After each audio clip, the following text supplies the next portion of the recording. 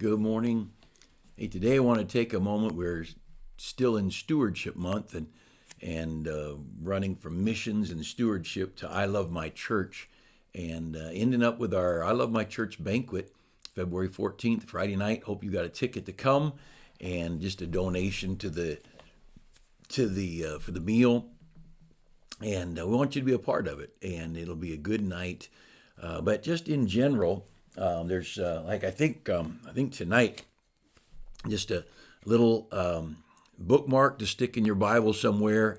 I love my church. The cause, the message, the ministry, the people, the compassion, the difference, the direction, the drive, the mindset, the stand, the unity, and just a reminder. And something like this is good to put in your kids' books and things. Your kids, remind your kids of the love they have for the church, why we love our church. And anyway, in regard to this, I was just reading about, I'll just read just a quick paragraph here. This is from Brother Sam Gipp's book, Fight On, Those Who've Persevered Through Hardship and Danger. He worked all his life, became a multimillionaire. Then at 56 years old, he lost it all. He had lost $40 million. He was dead broke. Because of this, he became suicidal. He checked himself into a sanitarium. He even wrote a goodbye letter to his family in preparation for his death. Then one day he got up and heard someone singing, and he went to see what was going on. He heard the words of the hymn, God Will Take Care of You. He fell on his knees and trusted Christ as his Savior. His sanity secured, he was released from the sanitarium, got back into business, and again became a multimillionaire. He lived to the age of 102. We know him as J.C. Penney. Now, J.C. Penney never would open a store on a Sunday, and he was big on tithing. Boy, you talk about a guy who knew he owed everything to God. And to read you can do a Google search on him, and he was a man his money was God's, and his business was God's. And the testimony he had, the Lines of a Layman is a good book of things of his. This still things that a common church member ought to think about. It's rich stuff. This man he was brought up through the school of adversity, and especially losing everything. But what a good story of a man who lost everything but gained the Lord, and then gained everything back after that. And that's so important. And again, today, 3:30 Bible study, 7 o'clock Bible study tonight. And I want to encourage you to join us. Be in church. Be in church Sunday morning, Sunday night, Wednesday night. And I know some people don't have a church nearby. Tell God, you get me a church and I'll be there. Some people, their jobs won't let them get to church. You tell God, you get me out of this job, or you get me a different shift, and I'll be at church every time the doors are open. I know one of our men, he was working a shift. He was working Sundays, and he said, "What do I do?" And I said, "Tell God, every service, every day that there's a church service, if you get me off duty, I'll be there. You get me off work, I'll be in church." And then right away, so we just started praying that, and right away they shifted him to a midnight shift, late night swing shift, I guess it was. And he was tired when he came to church, but he came to church, and God richly blessed him because he wanted to. So you tell God, you help me find a church, I'll be a part of it, or pack up and move. I don't know anything more important than a good church, whether it be friendship and fellowship and activities or service, a chance to serve God. A sad thing to be at a church that doesn't have a gospel tract. We've traveled, and others of our members have traveled, and they'll be in town for maybe on vacation for a few days, and they'll just ask the church, "Do you have some gospel tracts we could pass out while we're here?" "Oh, well, I don't know. There might be some." I can't go to a church that doesn't have gospel tracts. I can't go to a church that doesn't have a soul winning program. How in the world can I do that? And that doesn't mean it's a bad church. I can't go. But I want to encourage you, find a good church, be a part of it.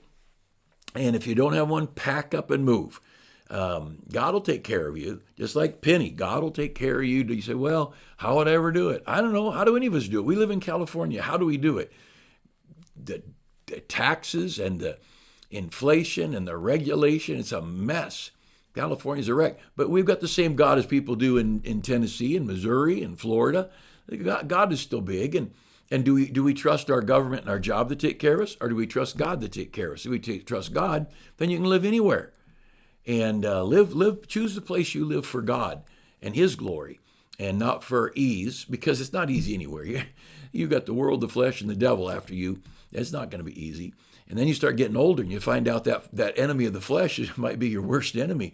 That old body of ours causes so much grief. But I want to read a verse or two here. Proverbs chapter 4, verse 9. Honor the Lord with thy substance, and with the first fruits of all thine increase. And there's a colon. He goes on. But two things here in the Proverbs. Honor the Lord with your substance. What do you have? In that day, might have had a farm, might have had vineyards, might have had sheep, goats, whatever. And you're to make sure that what you have materially, you honor God with that. Secondly, honor the Lord with thy substance and with the first fruits of all thine increase. So you had 100 sheep, and a bunch of them gave birth. Now got 130 sheep. 30 is your increase. And the first fruits was always the tithe. And so, and they'd take the sheep through a little, like we'd call it, a chute to get them into another corral or a pen or into a truck or something. And the sheep would go through there, and the first one was God's. Didn't matter. Could have been the biggest one, best looking one, ugliest one, whatever. First one was God. 1, that's God's. 2, 3, 4, 5, 6, 7, 8, 9, 10. 11, that one's God's. And bushels of grain would come in, or big baskets of grapes or figs or whatever it was, the harvest. The first, honor the Lord, number 1, with our substance. Make sure we don't have anything that would be dishonoring to God, and use what we have in a way that would honor God. I want my appearance to honor God. I have a house in a little cul-de-sac, 6 houses on our little street, way too big of houses, but it's where we live. And but I want my front yard to be a good representative of people. They all know I'm a preacher, and they've been invited to church and chatted with and talked to, but I don't want them to look at my streets. Oh yeah, that Christian. I don't want to give God a bad name with my yard. The way I drive. 3 of our neighbors have little children, and so when I get toward that corner onto I'm going to drive slow. I'm going to be careful. They might be throwing a ball out in the yard or riding a bicycle in the street. It's a cul-de-sac. It's ideal for children, unless you got an idiot neighbor who drives too fast. And so I want to honor the Lord with my substance, the way I drive, with my yard, with my house. We have fruit. My mom's got some good fruit trees. I've got a few, and so we pick fruit. And what am I going to do with my substance? I want to honor God with it. My neighbors have all had fruit from me. Sometimes I'll knock on a door, see what they'd like. Sometimes they just hang some on a door.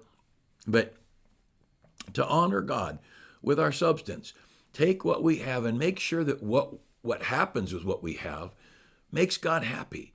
And I want to please God with what I have. Secondly, with my increase. When God gives you something more, and it could be a paycheck in our culture, but I remember the first time I heard anything like this, I was a young Christian and helping a little bit with the youth department in our church up in Northern California. And the youth director had somehow he got a van. Someone gave him a van. He'd been praying for a van to pick up teenagers. He'd pick them up from the public schools and bring them to activities. And in those days, you could just throw a bunch of kids in a van. Now there's seat belts and all this craziness. But he had that van, and he said, "Bruce, I'm praying. I need $1,000. I said, "What do you need $1,000 for?" He said, "To tithe on this van. I got this van given to me, $10,000 van, and I got to tithe on it." I thought, oh man, I don't want anything real expensive given to me. Where would I get the money to tithe on it? I never even thought of anything. But he had the idea that I would, and I don't fuss with people who differ with us on this, but it says, honor the Lord with thy substance, and with the first fruits of all that increase. The first fruits in the Bible is typically talked about as the tithe, as a tenth. So the first fruits, the first fruit of the season is God's. And the first fruit of the sheep and the oxen and whatever it might be is God's. And so he says there, honor the Lord with thy substance and with the first fruits of all thine increase. Now, something else, this is in Proverbs 3 on money. Look over to verse 27. Withhold not good from them to whom it is due, when it is in the power of thine hand to do it. You might say, who's he talking about? Well, read the next verse. Say not to thy neighbor, go and come again tomorrow, and I will give when thou hast it by thee. He says, withhold not good from them that to whom it is due. Do you owe a neighbor something? You borrowed something? You rented something? Don't withhold. Don't put it off on the day. If you've got it by you, you pay it. But also, in regard to this, withhold not good from them to whom it is due. Maybe your neighbor just has a need, and they're a good neighbor, and they're good people, or a friend. They've got a need. Don't withhold. If you have it, be generous. Other place in the scripture it says, there is that scattereth and yet increases. And there is that withholdeth more than is meet, and it tendeth to poverty. And there's so much in the book of Proverbs about giving, just verse after verse after verse. If you want to go with me over to chapter 6 of Proverbs 6, verse 1, my son, if thou be surety for thy friend, if thou stricken thy hand with a stranger. He's talking about co-signing, talking about you being collateral for a friend. He calls it a friend. Then he says a stranger. He says, don't co-sign. You don't know what you're going to get into. You don't know where you're going to end up with that kind of stuff. And so just principles, simple principles of money. You get snared by the words of your mouth, and you're going to get in such trouble. And over and over and over, Proverbs chapter 10 and verse 15, the rich man's wealth is his strong city. The destruction of the poor is their poverty. The labor of a righteous man tendeth to life, the fruit there of the wicked to sin. You know, the rich man's wealth is his strong city. Wealth becomes something to protect you. And what you do with your money, where you invest it, what you do with it, it's like a walled city. And having some money is a help. And it's a measure of security. And I want to encourage you. I had something in not too long ago, and I thought, what am I going to do with this? Well, and thank the Lord that I'd had money put away, and I was able to take money that was put away, and it was my protection. It was my defense against this situation. And the rich man, I don't think I'm rich. I'm sure not rich now. I took what I had saved. Now I'm starting all over saving again. But I've heard people say, you want to have several months' income in case of a tragedy, a health problem, a job problem, or whatever. And so you have that. Well, that's what it's for. It's your strong city. And we don't want to live our life always without a nickel. You never know when something might happen, and you've got to have that nickel. And so that's what he's talking about there. And as you go through Proverbs, you'll see so much. Over in Proverbs chapter 13, verse 7, there is that maketh himself rich, and yet hath nothing. There is that maketh himself poor, yet hath great riches. And, okay, the guy who makes himself rich, the guy who everything is all about money, money, money, he has nothing. His desire for riches, he probably doesn't have a good marriage, probably doesn't have good kids, probably doesn't have good friends. I was friends with a man who had a lot of money, and he said, when you have a lot of money, you never know who your friends are. You never know who really likes you, or do they like the prospect of maybe you getting some of their money. And I said, what about your kids? He said, I guarantee you. He said, how do you know whether anybody likes your child, your son or your daughter? Or do they like the prospect of marrying your child and getting some of that money? Money is not. There is that maketh himself rich and hath nothing. But he goes on. And there is, and I'm in Proverbs 13:7, there is that maketh himself poor, yet hath great riches. To give and to use your resources for others. Oh, it makes friends. Jesus said that he, through his poverty, made you and me rich.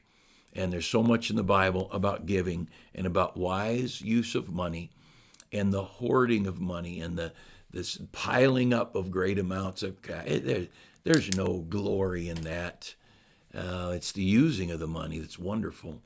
And being able to put a smile on someone's face, being able to put food in someone's stomach, being able to clothe the naked, being able to put a Bible in the hands of somebody who never had one, being able to help with a church. One of our dear friends, we helped start his church in the mission field, and And a lot of our young people were involved in building his first building and his 11th anniversary this last week, and had a couple of thousand people in a big service.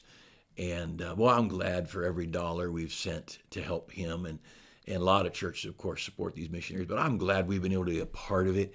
And that's what makes money worthwhile. It's not the having of money that makes you feel good about things. It's the doing. It's the what are you going to do with that money? And let's take that money and make it something great for others.